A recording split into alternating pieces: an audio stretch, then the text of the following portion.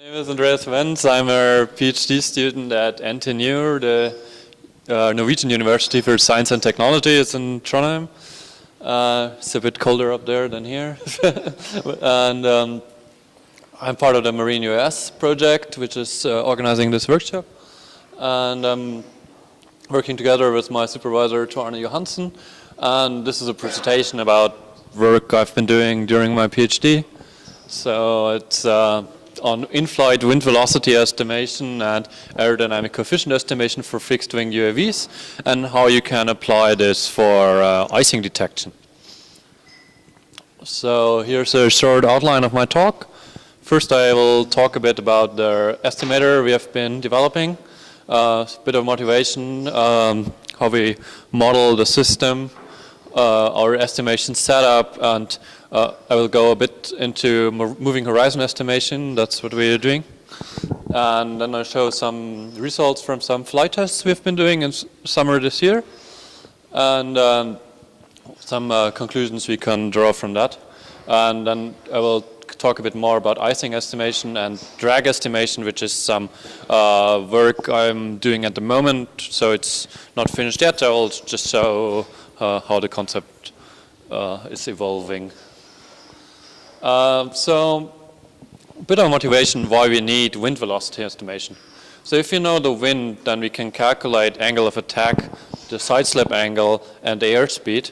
And that's very useful for a couple of situations. One will be flight performance and flight safety, but also for path planning and path following, as well as during landing. If you have like crosswinds in landing, you can do that way more accurate if you know the wind velocities. Then the problem is that if you have a small fixed-wing UAVs, you don't have sensors that are measuring these variables directly. So we don't have an angle of attack sensor, for example. And then often for small UAVs, if they are low cost, we normally don't have a full data set of wind tunnel data giving us all the aerodynamic coefficients we would need for a full aerodynamic model. But that's quite expensive to do. Does this work?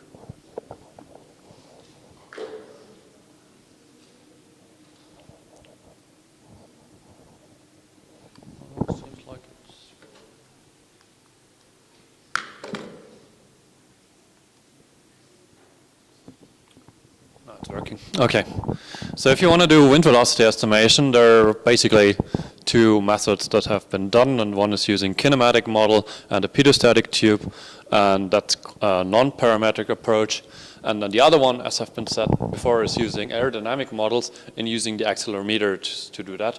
But then you need all these parameters, so it's a parametric approach.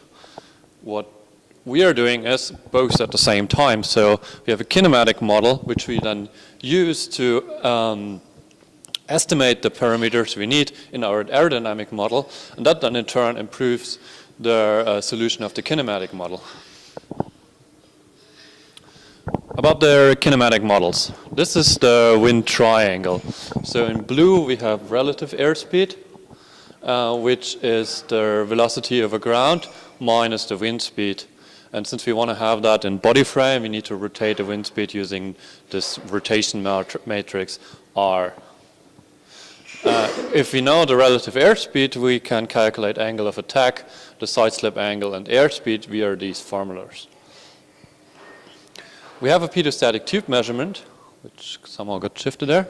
And if the pedostatic tube is wide enough and we are not flying too fast, which we'll assume is true for small fixed-wing UAVs, we can use this measurement model where we say that the measured airspeed is the real airspeed divided by some scaling factor plus some noise here.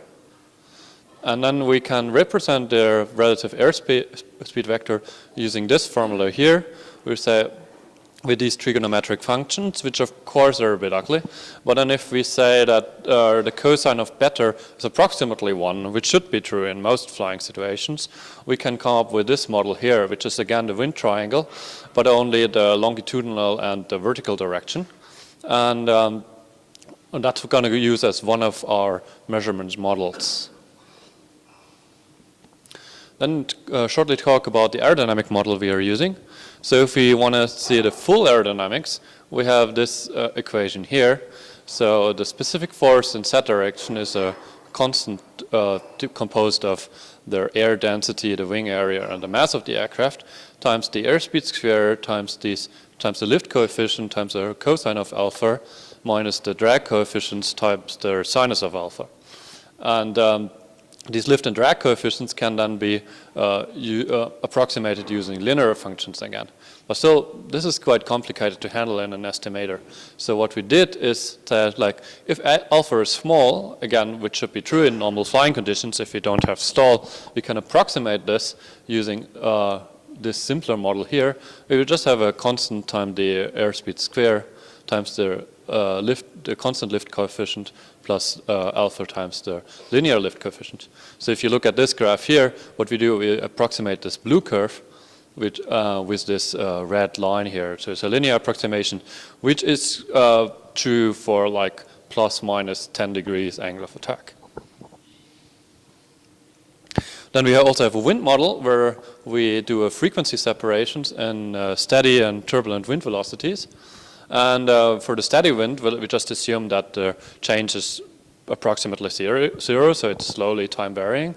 And for the turbulent wind velocity, we use the Dryden model, which is basically white noise that's passed through a low-pass filter. And the shape of the low-pass filter changes with the altitude of the aircraft.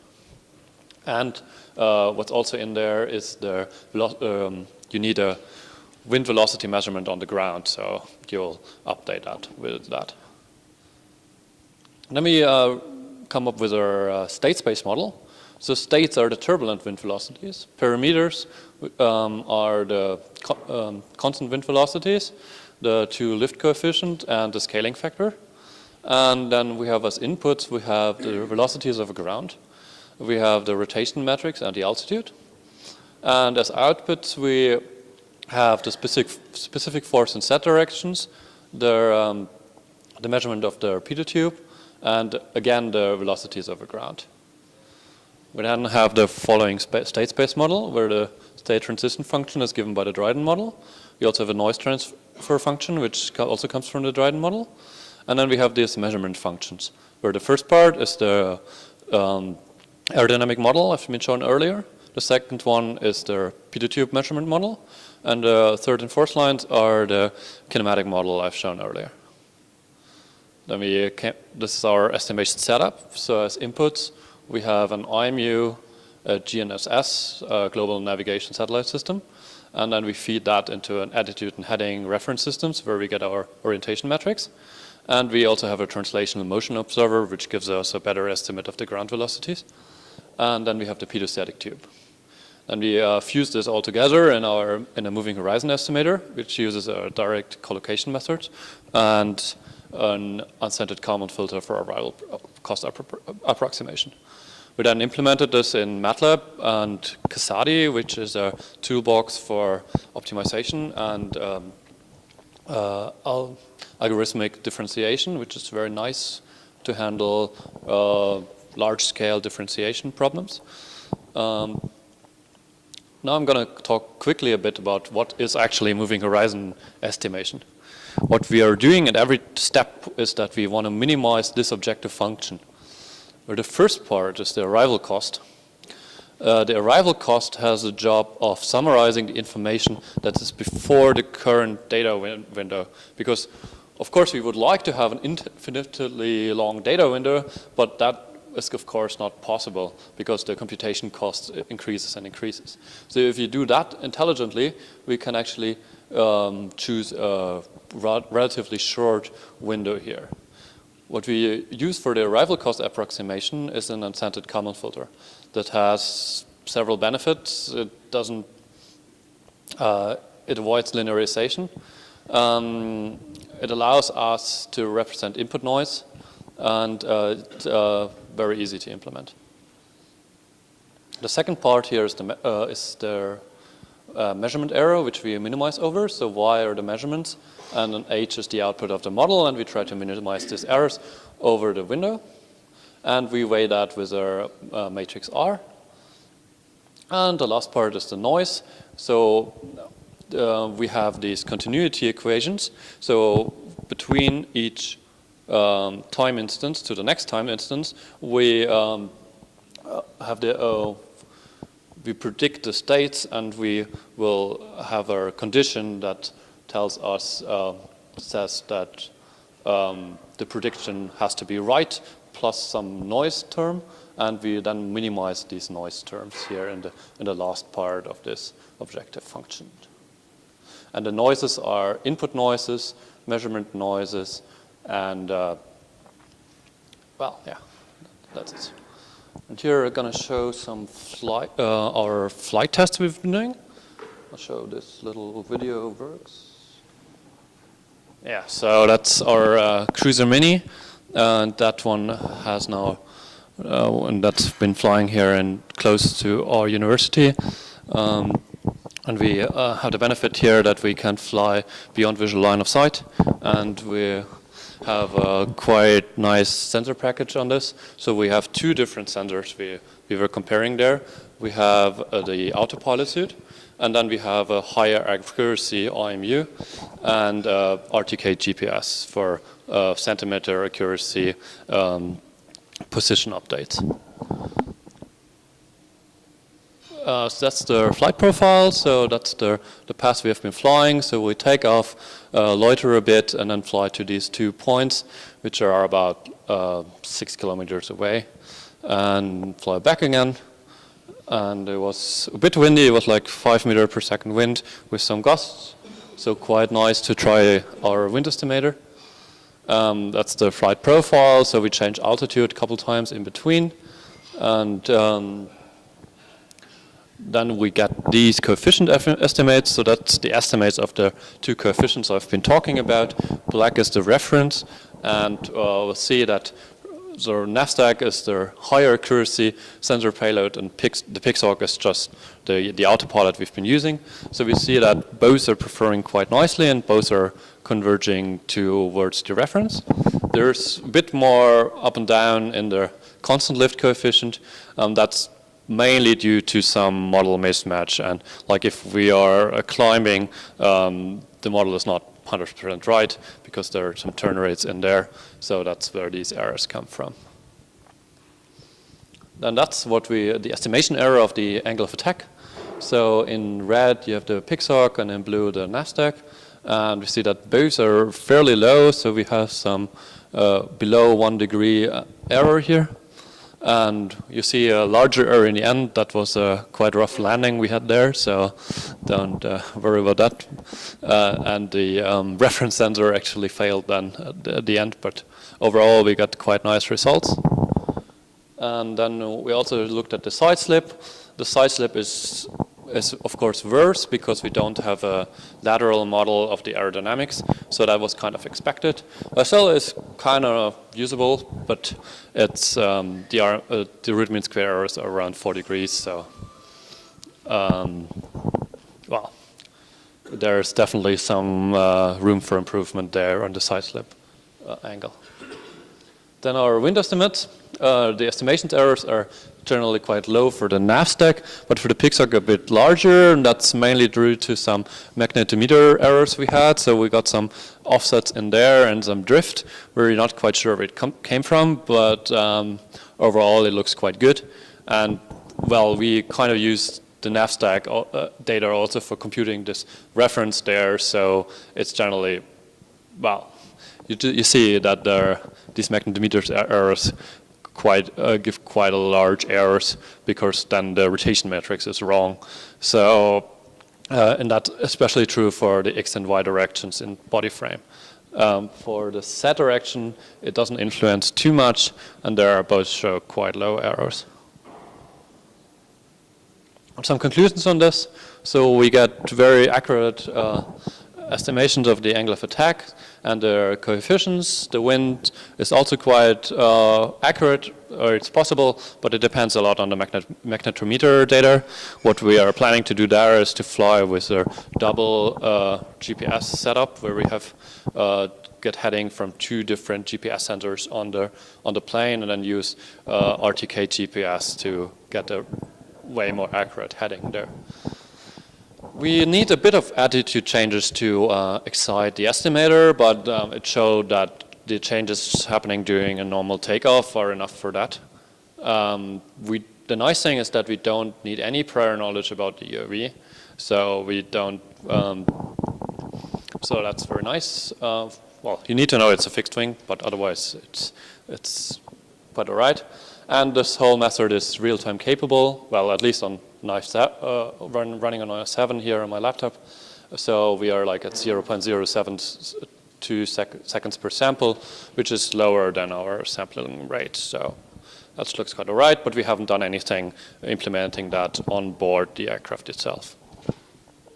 Some current work. So one thing is wind adaptive path planning I've been working on with some collaborators, and the other one is icing detection, which I'm going to talk a bit about now.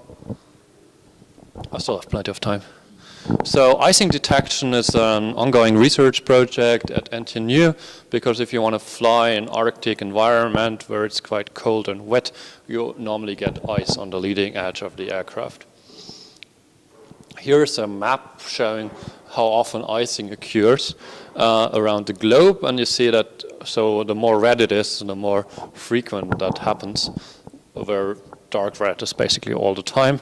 So you see that large parts of Northern Europe, but also of the US and Canada are affected by icing throughout the year. But even the regions like Africa and Indonesia can get icings, which I was surprised about. But so it's quite a global phenomenon. No.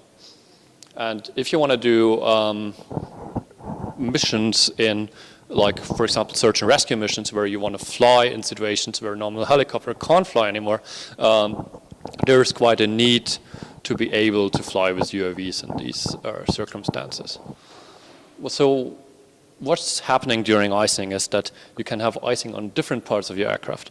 You can have icing of the pilostatic tube, you can have icing of the wings, the control surfaces, and the engine, and all of that kind of reduces the performance of them.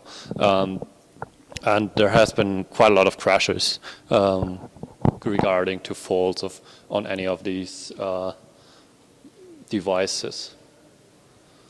What we came up with is like an icing detection architecture. So we have our UAV, which is affected by wind and ice, and it's always hard sometimes to distinguish between the different effects of wind and ice on the UAV. The UAV is controlled by an autopilot, and we can use some of these measurements that's used for the autopilot for our aerodynamic coefficient estimations. Then we also have some temperature and humidity sensors, which will trigger some changes in our aerodynamic coefficient estimator, so that it kind of increasing the covariances again, so that we converge to these new estimates. And if we detect icing, we can also send control to the autopilot to adapt to these new environmental conditions, so that it, for example, flies at a not too high angle of attack, so that we don't risk stalling there. So I'm going to talk a bit about the effects of airfoil icing. So what happens if you have ice is that you get decreased lift, increased weight, and increased drag from that. What's happened on the lift coefficient is here. That's the study we have been doing with CFD analysis and wind tunnel data, is that you get a lower stall angle, so that's the maximum point here. So that one decreases. And you also get a lower maximum lift force here. And what happens if you have very severe icing, with a mixed icing case, which gives these horn formations, that you also get a flatter rise in the lift coefficient. And as I've shown, we can estimate this gradient here. So one thing we have been looking into is to basically estimate this gradient here and predict icing from that. But of course, you also see that the offset here changes, and that's also something we can detect with the current estimator. And of course, then if you have this, what you could imagine is that if you have icing and you add up on this jump then from the blue line to the yellow line here, what the autopilot normally would do is then increase the angle of attack. But that, of course, to get the same amount of lift, that of course, would lead to stall in some conditions, so we could set an angle of attack limit to the autopilot to avoid that. Another thing I'm looking into at the moment is drag estimation. During icing, the drag increases drastically, so you have a larger parasite drag, so that one, if you jump to the yellow line up here, but you also have much higher drag at high angles of attack. And that greatly diminishes the range of your UAV. So that's something we're looking at the moment. So if you would have an estimate of the drag coefficient, you would have way more accurate icing detection. It would also allow you to monitor the pitot tube and the engine and do fault detection on them. But there are some challenges with that. We have got way more parameters to estimate, and you need to excite your estimators, and lack of excitation can be a source of errors. You also need, in the X direction, in body frame, not only have drag, but you also have the thrust of the engine. And it can be quite hard to estimate the actual thrust of the engine. And there is something, if you know the RPM of the propeller, then it gets a bit easier. But then you need an RPM sensor, or something we also looking in to is RPM estimation using the accelerometer, the lateral one, because the vibrations are picked up by an accelerometer, and then we can do RPM estimations from that without additional sensors, which would be nice. That concludes my talk. Here's a couple of papers we have been writing on that. Also using a lot Randy's book on small unmanned aircraft, which is really nice. I recommend. And so we have been, and that paper here we have been presenting in at Red US, which was on the impact of icing on the UAV aerodynamic performance. And that concludes my talk.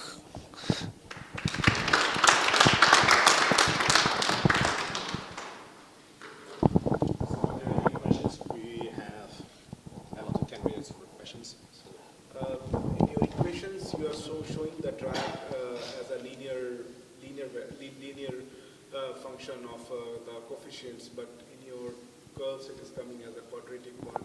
Yeah. In the beginning I was not showing the drag but the lift, so you mean no, this is again. Yeah, no, that's what I mean. But that's not the drag, it's the lift. It's the lift coefficient.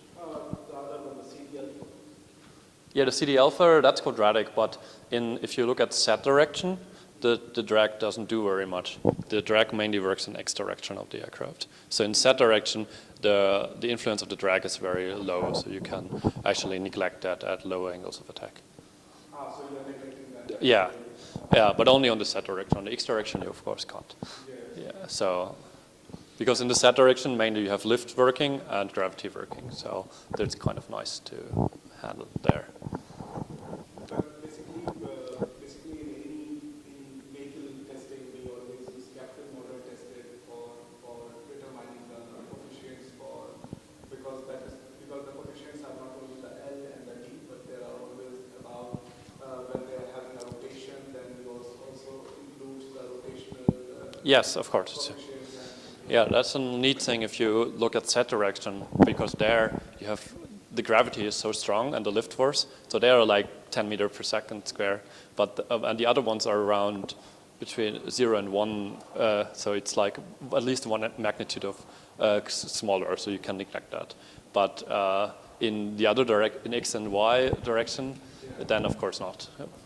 So that's what I meant when you go into drag estimation, that it gets much more complicated there, because you don't have this one major force that basically overshadows everything else. So, yeah. And how you are distinguishing between your turbulent region and the laminar region? How you are deciding that here I have to use my Dryden model, and for this wind velocity and for this wind velocity we are going for a linear model, because we are using that. We are using both at the same time, so you just add them up. So this is just constant wind. It's more like about the wind, not about the flow over the aircraft itself. So and then you measure on the ground. So and then the turbulence just increases with your ground airspeed, ground wind speed. So yeah. And when you are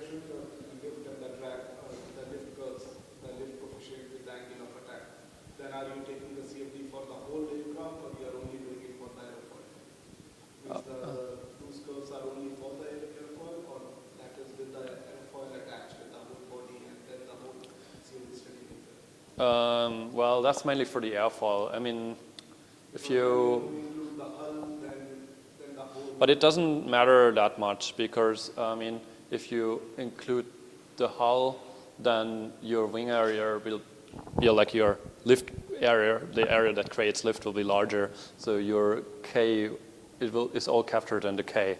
And you can't distinguish independently.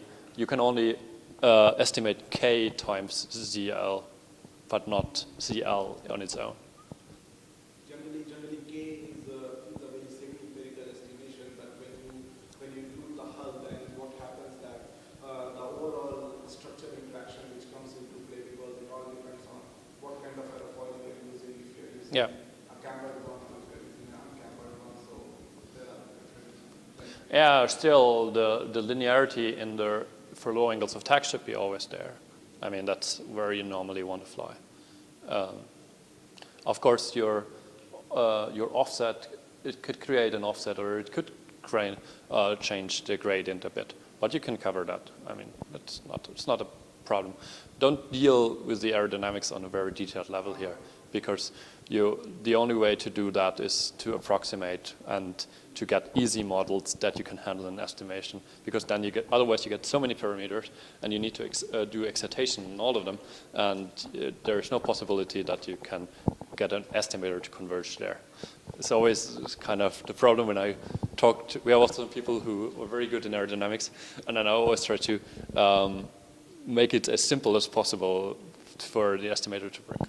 Because the estimator will handle the model mismatches, so it will there will be short times where the model is not right, but over a long period it will kind of average out. I could show you some scatter plots where you can actually see that there are some outliers where things happen that are not where you have larger model mismatches, but yeah, that's how you have to deal with that. So all of the, you're showing the estimator, you're showing estimation error. How are you getting truth data? So we have a 5-hole probe. This is called the Arrow probe, it's an American company, which gives you an angle of attack, an angle of side slip, and an airspeed estimate. So we're using that for as a reference center. And then for the wind, you also need the ground velocity, of course. That's what I said. Like, if you use the one as a ground truth, then the other will have a larger error. If you use the higher accuracy one as a ground truth and do estimation on that. So the wind velocity, we don't really have a reference for a wind velocity because you would need some tethered balloon or something up there to have or a mast or something. So, but you are showing wind velocity. You are showing estimation error. Yeah. So how do you? Well, so you take the arrow probe, and then you take the RTK GPS solution, and then you can calculate the wind speed. But if you have an error in your rotation matrix, then the error will be in the reference as well. So, yeah.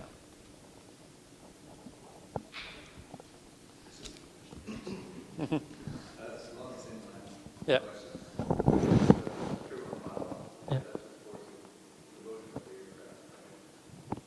Yeah, yeah. How do you use that model to determine what the turbulent wind field is? Well, if you... Instead of an average one, can you determine what the turbulent wind is? Yes, you can. Well, you have that different dust probe, so that's basically the turbulent wind itself, right? Yeah, I mean, if you have this model, I mean, you have the steady and the turbulent wind, so you can separate the two. I mean, you get them. Dust probe is measuring the turbulent wind. You mean the pilostatic tube? Yeah, that's kind of something the aero probe is in the range of somewhere like $10,000, so it kind of course you could put one on every airplane you have, but if you talk about small low-cost UAVs, you don't necessarily want to have, if you have crashed it once, then it's kind of expensive, so. I guess what I'm getting at is that, my question before you said that was, can you get the turbulent wind field by using the estimator, yes. the estimator? Yes. But then you just use a normal pilostatic tube and not a 5-hole probe. Sorry? Then you can use just a normal single directional one and not a... 5 port to calibrate or to test? Yes, yeah, you kind of do that as a reference, yeah. So you checked it, does it give reasonable results to get the turbulent wind field? Well, that's... Because you're estimating the good results Well, yes, it does. I mean, that's what I showed on in the wind estimation, in the wind estimate. But of course, the airport itself doesn't give you steady and turbulence separated.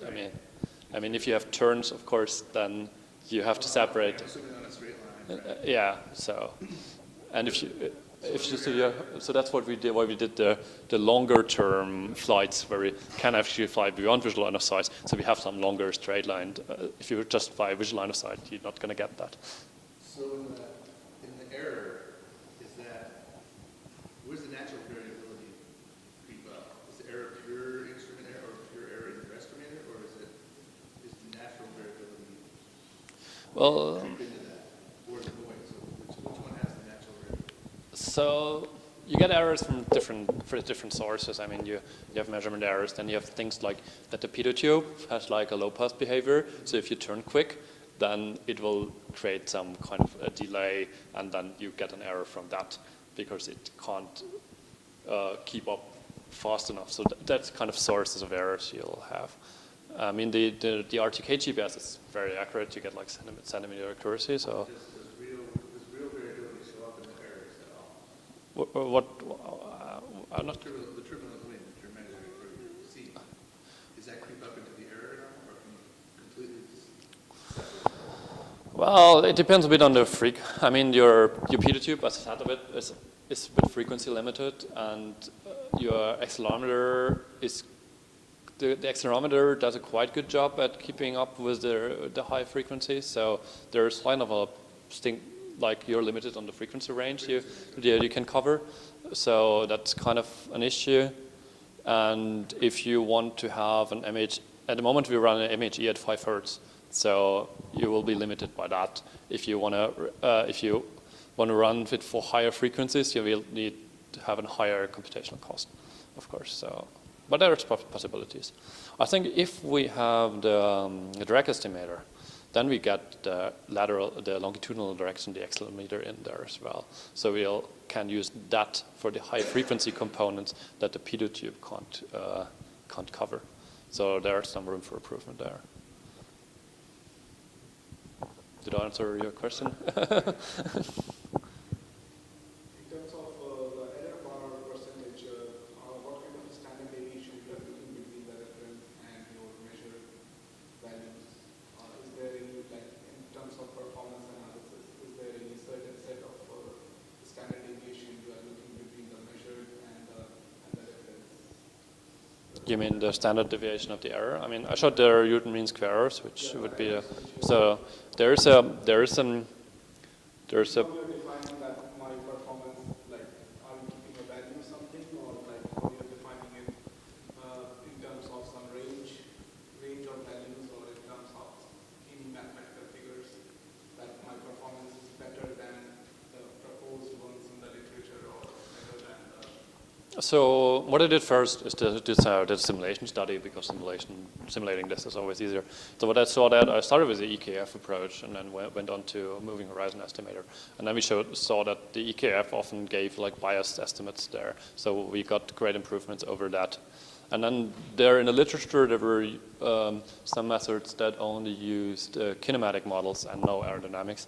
And if you have a lot of variability in the wind, this method will be a lot better, because what you do when you just do kinematics is that you always assume that the wind is constant, and then you circle, and then you will get the whole wind field right. But if you have variability in the wind, this will fail, of course. So it's kind of hard to compare to literature, because then there are some which used who use full aerodynamic models, and if you have very accurate parameters, then of course you will get a very good performance. But then I always think, like, we use UAVs which maximum costs maybe 2,000–3,000 euros if you have the whole payload and everything, and then it's just not economically feasible to put that one in a wind tunnel for all ranges of angle of attack, deflections of control surfaces, to get all that data. I mean, so it's kind of, so of course they will get a maybe get a better performance. But but there's not too much people doing what I did, so it's kind of hard to compare to. And everyone uses a lot of different information, so it's not the one gold where you can compare to. Thanks, so I think. Yeah, close there. I will be around.